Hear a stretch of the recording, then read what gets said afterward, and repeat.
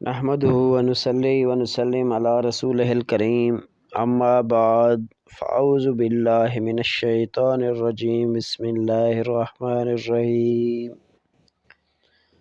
معزز سامعین کرام السلام علیکم۔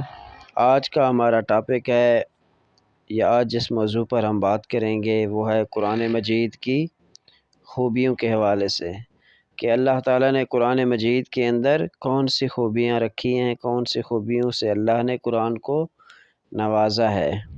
تو قرآن کریم میں بے شمار ایسی خوبیاں موجود ہیں جن کے سبب یہ کتاب زندہ و جاوید بن گئی ہے۔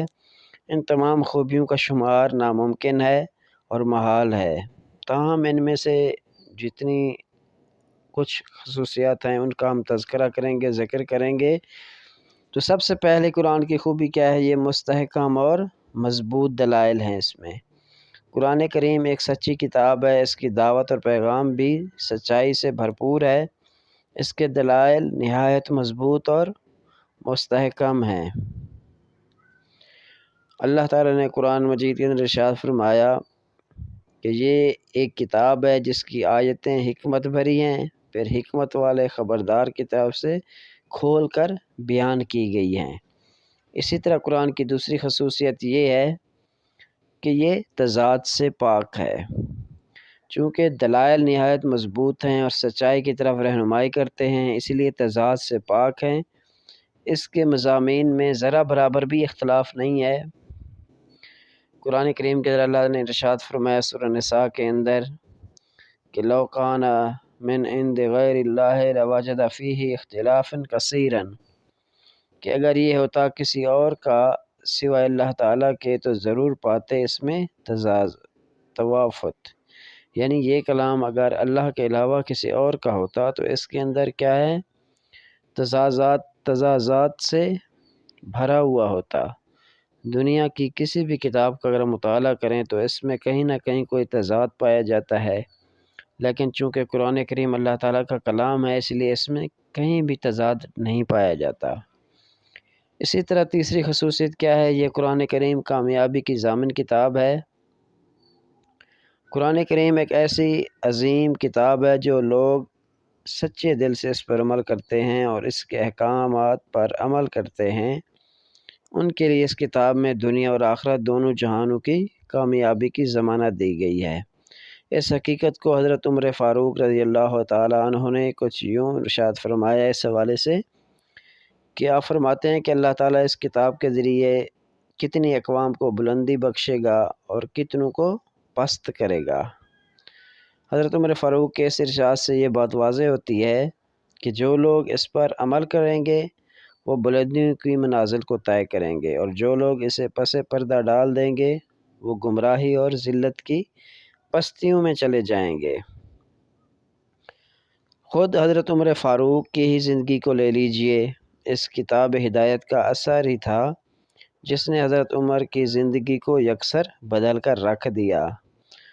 وہ عمر جو خود اپنے باپ خطاب کی بکریاں چرایا کرتے تھے اور ان کا باپ انہیں جھڑکا کرتا تھا، اور یہ قوت و حزم میں قریش کے متوسط لوگوں میں سے تھے۔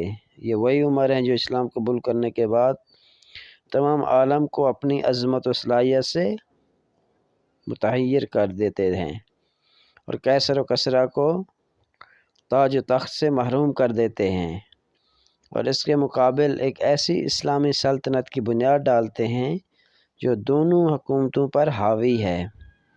تدبیر سلطنت میں ہمیشہ کے لیے وہ رہنما اصول مقرر کرتے تھے جن پر ساری دنیا فخر کرتی ہے۔ اسی طرح اتنی بڑی سلطنت کے سربراہ ہونے کے باوجود جود و تقوی میں بے مثال تھے۔ حقیقت یہ ہے کہ جو شخص جس قدر اس کتاب کے قریب ہوگا اسے شرف و امتیاز نصیب ہوگا، اور اس کے مقابل جو شخص جس قدر اس کتاب کی تعلیمات سے روگردانی کرے گا اسی قدر وہ ذلت اور خواری کا شکار ہوگا۔ علامہ اقبال جو شاعر مشرق ہیں، ہمارے قومی شاعر بھی ہیں، وہ اپنی مشہور نظم جواب شکوہ میں مسلمانوں کی ذلت و خواری کی وجہ یوں بیان فرماتے ہیں۔ وہ فرماتے ہیں کہ وہ زمانے میں معزز سے مسلمان ہو کر، اور تم خوار ہوئے تارے کے قرآن ہو کر۔ اس شعر میں شاعر مشرق نے مسلمانوں کی ذلت اور پستی کی وجہ قرآن سے دوری کو بیان کیا ہے۔ اسی طرح قرآن مجید کی دیگر خصوصیات میں سے ایک خصوصیت یہ بھی ہے کہ یہ تربیت اور تزکیہ کا سامان پیدا کرتی ہے، یعنی قرآن کریم اپنے اندر تربیت اور تزکیہ کے لحاظ سے بلا کی خوبی رکھتا ہے۔ اس کی تربیت سے انسانی دل و دماغ، جذبات کا بخوبی تزکیہ ہوتا ہے، جس کی بدولت انسان اخلاقی فضائل اپنے اندر پیدا کرتا ہے، اور پھر اس کی ہر بات دل میں اتر جاتی ہے۔ اس کی تلاوت سے جہاں قلب میں، دل کے اندر خشوع و خضوع پیدا ہوتا ہے، وہاں عزم و یقین کی دولت بھی نصیب ہوتی ہے۔ تو یہ وہ تمام خصوصیات تھیں جو کہ اللہ تعالیٰ نے قرآن کریم کے اندر خوبیاں بیان فرمائی ہیں۔ تو اس حوالے سے اگر آپ کو کوئی سوال ہے تو آپ کمنٹ میں پوچھ سکتے ہیں۔ اس کو لائک کریں، سبسکرائب کریں۔